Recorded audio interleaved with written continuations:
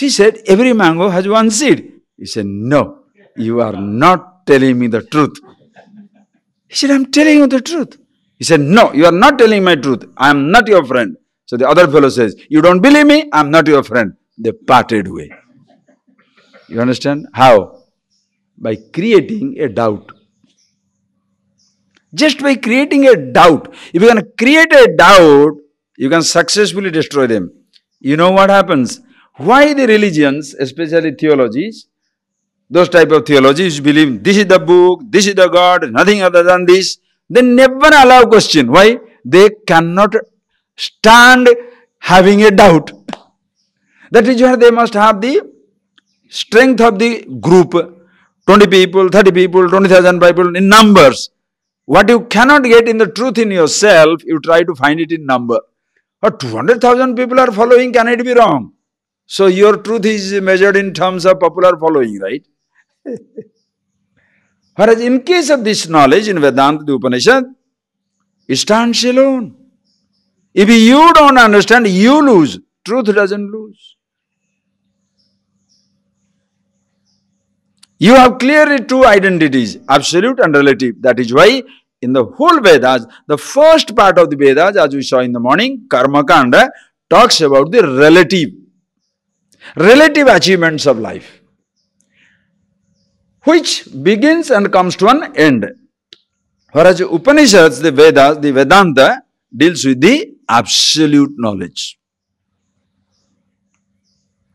Are you getting that? So Vishaya is completely different. One book. But the first part, while dealing with the relative subjects, happiness here in this world, how to be secured and things like that, the last part deals with the absolute subject as to who you are. Where the talks about the happiness, talks about the self, talks about the freedom, talks about the reality, which is absolute, never subject to loss. So today, in our world, the so-called educated world, where you are English educated, we have gone through our physics, chemistry, mathematics, history, geography, all these things, we think, oh, Vedas are useless. Vedas are not. Which what the first part of the Vedas you are promising, that if you do this, you shall get this. This is what our modern Vedas are doing for us. If you become physicist, this will happen. If you are a mathematician, this will happen. If you are a painter, this will happen. If you are a musician, this will happen. You can get this money, you can get this house, you can go around the world. All these are the promises. Are you getting that point, please? But only difference is, as I told you, the only difference is when Vedas you are absolutely honest and therefore admitting their limitation.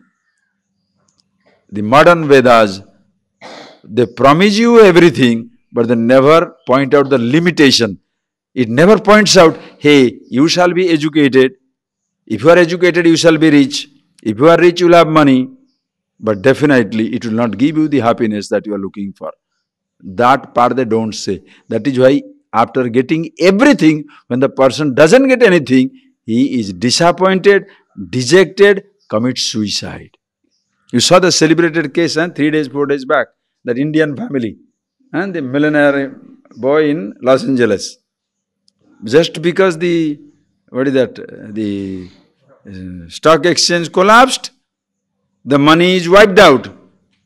Killed himself, his wife, 3 children, his mother-in-law also. And children, the boy who had got Fulbright scholarship, studying in California, in Berkeley, 17 years. Brilliant boy must have been. Snuffed them out.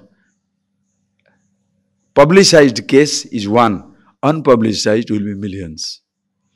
Who has time to publicize everybody's tragedy in the world? Think of it.